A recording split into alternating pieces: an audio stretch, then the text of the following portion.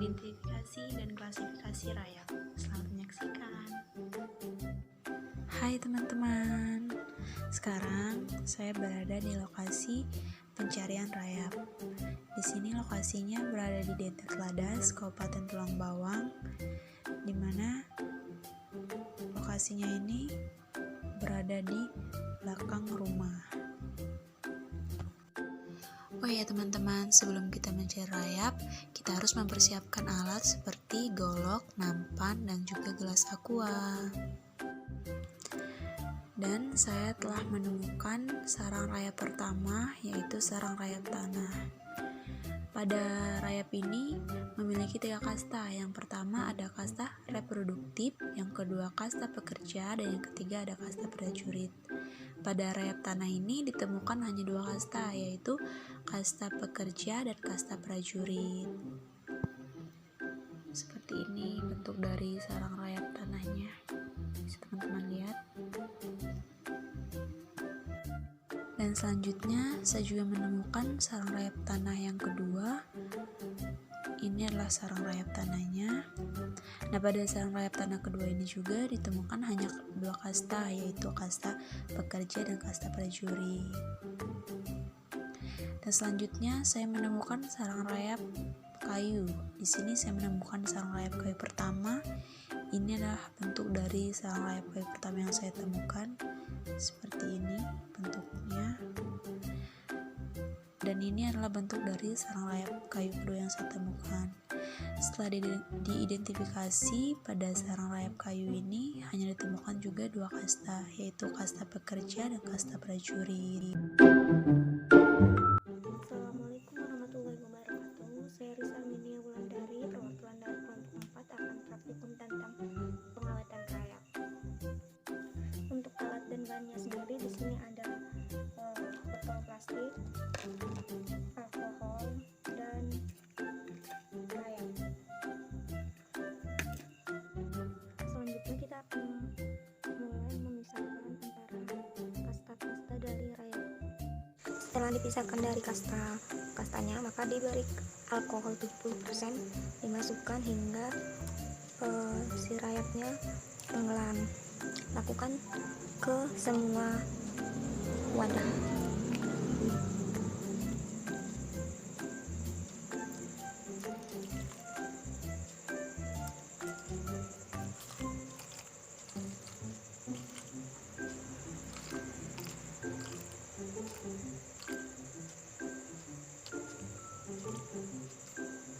Hingga benar-benar tenggelam si rayapnya.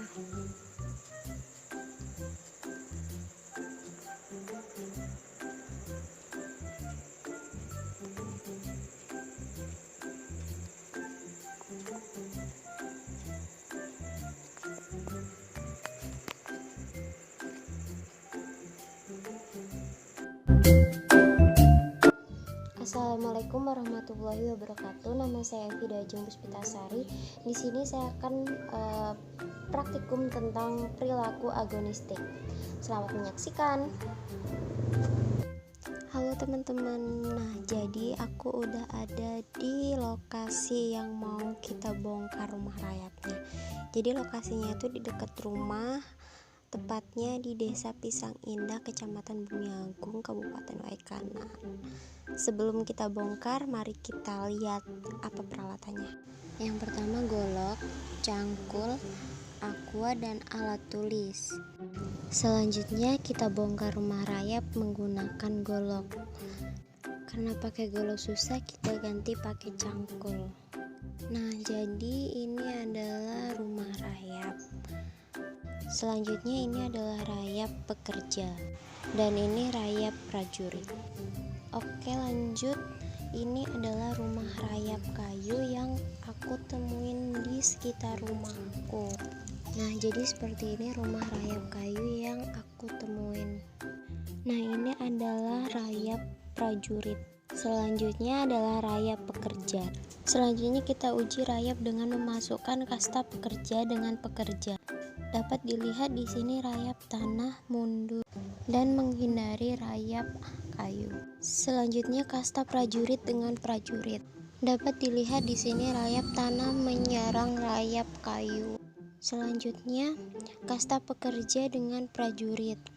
Dapat dilihat di sini prajurit menyerang kasta pekerja.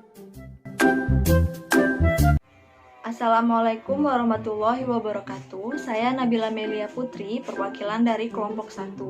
Di sini saya akan menjelaskan perhitungan estimasi populasi dengan menggunakan metode CMRR atau kepanjangannya yaitu Capture, Mark, Release, dan Recapture. Metode CMRR itu sendiri adalah metode estimasi populasi yang dilakukan dengan cara menangkap, menandai, melepaskan, dan menangkap kembali sampel sebagai metode pengamatan. Nah, biasanya metode CMRR ini digunakan untuk populasi hewan yang bergerak lambat. Dan di sini saya akan menghitung estimasi populasi dari rayap. Baik, di sini sudah ada alat dan bahan yang digunakan untuk perhitungan estimasi populasi, yaitu ada sendok, kemudian kacang hijau yang diibaratkan populasi rayap, ada lembar perhitungan, dan juga spidol yang digunakan untuk nanti menandai si kacang hijau yang terambil.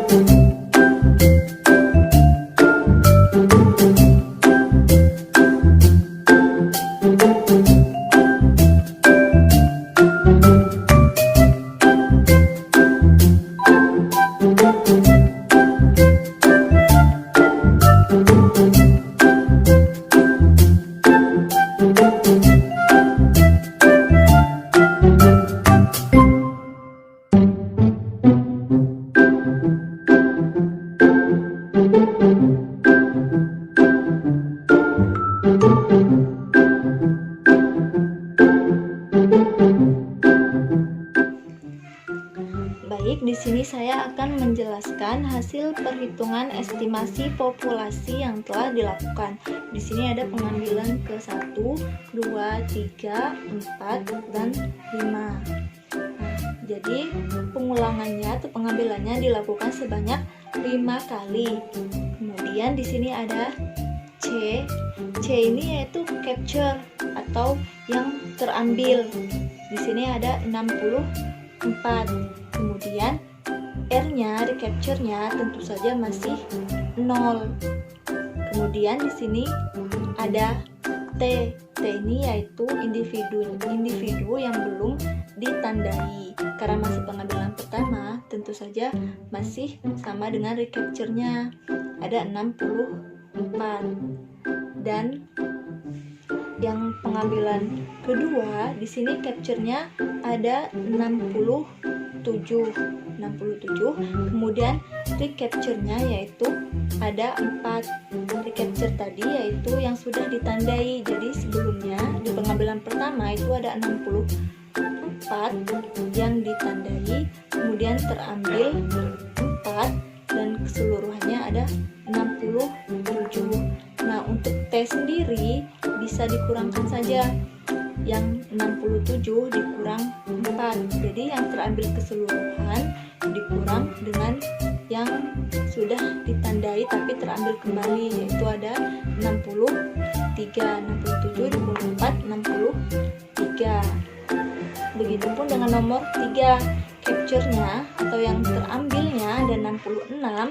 Kemudian R-nya atau recapture-nya yang sudah ditandai tapi terambil kembali itu ada 18. Nah, yang T yang belum ditandai itu ada 48 karena 66 dikurang dengan 18 yaitu ada 48.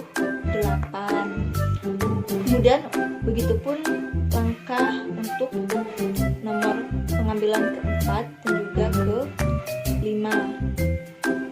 Kemudian untuk M ini yaitu jumlah dari M plus T sebelumnya. Nah, jadi pada pengambilan pertama M-nya masih 0 karena belum ada yang ditandai. Kemudian pada pengambilan kedua di sini 64 karena seperti tadi M yaitu hasil dari M plus T sebelumnya. Nah, sebelumnya kan pada pengambilan pertama di sini ada 0 dan 64. Dijumlahkan 0 ditambah 64 hasilnya yaitu 64. Kemudian di sini ada 63. Tadi hasil dari C dikurang dengan R dan 63.